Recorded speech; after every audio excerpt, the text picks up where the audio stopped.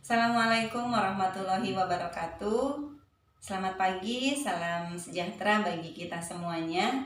Bapak Ibu peserta Diklat Dasar yang berbahagia, izinkan saya hari ini akan membawakan sebuah materi yang berjudul Cara Belajar Anak Usia Dini. Sebelumnya, perkenalkan, saya adalah Sri Yusniar SPDI. Saya sehari-harinya mengajar di KB Bintang, Kabupaten Deli Serdang.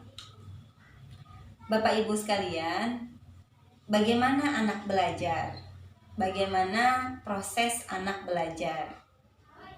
Ya, anak belajar melalui bermain. Dalam bermainnya, disanalah proses belajarnya. Kemudian, Bapak Ibu, apa itu bermain? Bermain menurut Piaget adalah sebuah kegiatan yang dilakukan secara berulang-ulang demi sebuah kesenangan. Kemudian menurut Elizabeth Harlock, bermain adalah sebuah kegiatan yang dilakukan demi kesenangan tanpa memikirkan hasil akhir. Itulah bermain.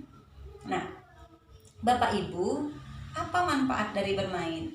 Banyak sekali manfaat dari bermain bagi anak. Salah satunya adalah bermain bisa membangun otak anak. Nah, anak dalam bermain, sel-sel otak anak akan terangsang lebih cepat satu sama lain. Ini akan terhubung satu sama lain lebih cepat. Dengan bermain, otak anak akan berkembang secara baik. Karena itu banyak penelitian-penelitian yang membuktikan bahwa usia 0 sampai tahun ketika diberikan permainan yang tepat akan membangun otak anak secara maksimal. Kemudian yang kedua, anak bisa berkembang secara optimal.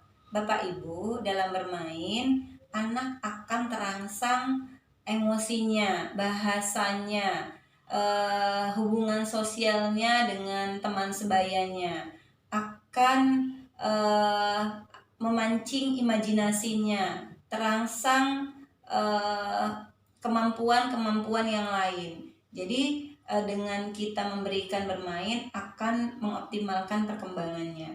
Kemudian menyiapkan masa depan anak. Bapak Ibu, kegiatan bermain adalah kegiatan yang menyenangkan.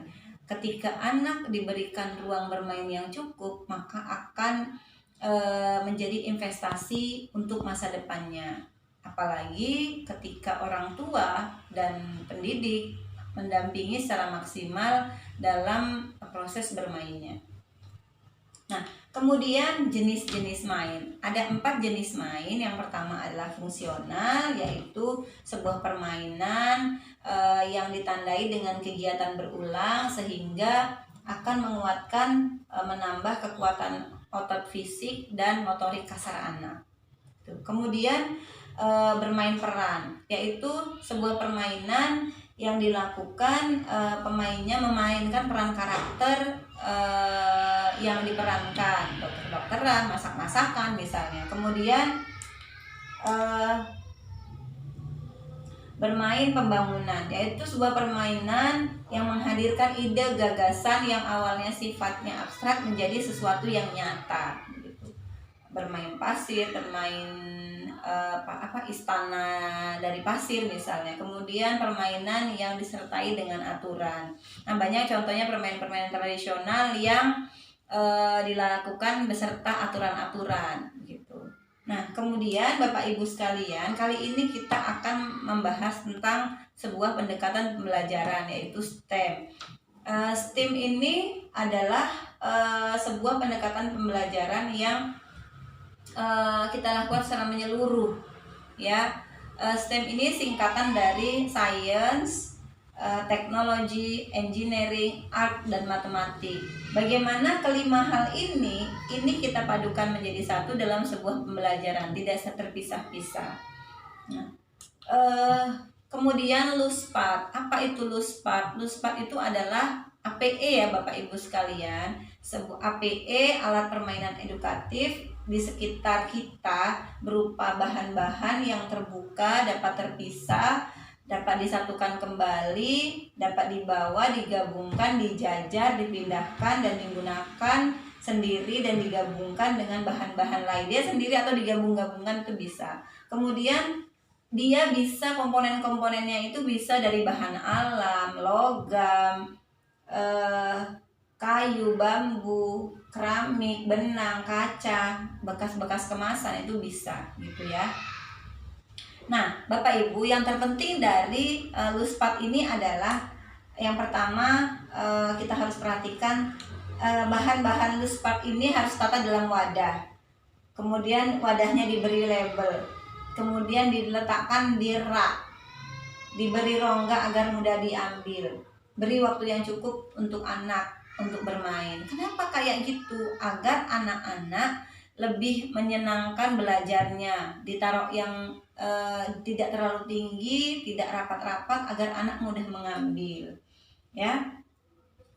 Kemudian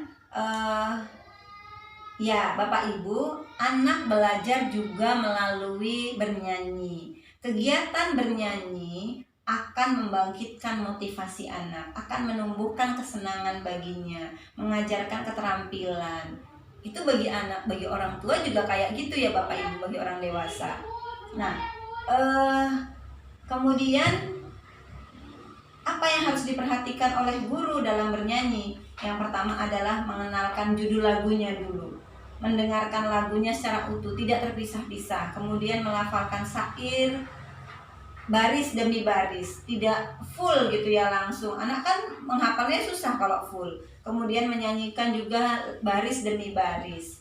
Kemudian melatih menyanyikan lagu dengan ekspresi sesuai dengan isi lagu. Jadi ketika bersedih, kita bersedih.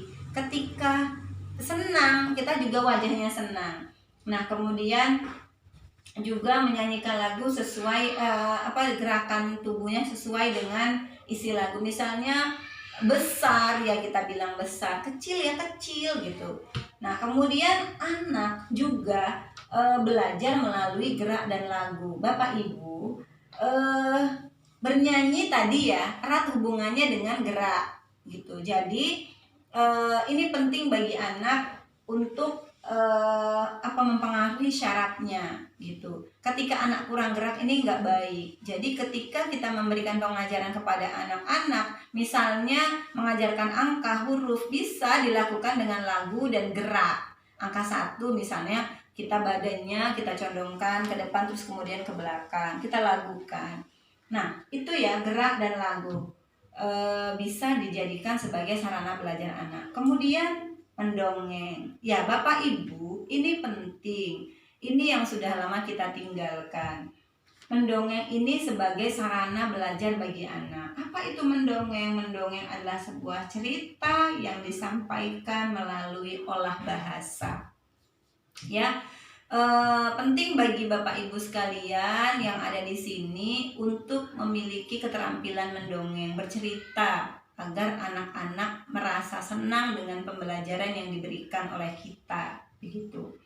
Ya, Bapak Ibu sekalian, saya pikir itu yang bisa saya sampaikan terkait materi ini. Marilah kita bimbing anak-anak kita secara lebih baik dalam proses belajarnya, bagaimana belajar yang kita berikan itu menyenangkan, enjoy, dan anak-anak lebih merasakan proses belajarnya melalui bermain.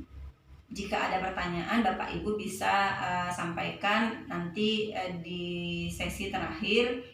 Baiklah, billahi taufiq wal hidayah. Jika ada kesalahan, saya mohon maaf. Assalamualaikum warahmatullahi wabarakatuh.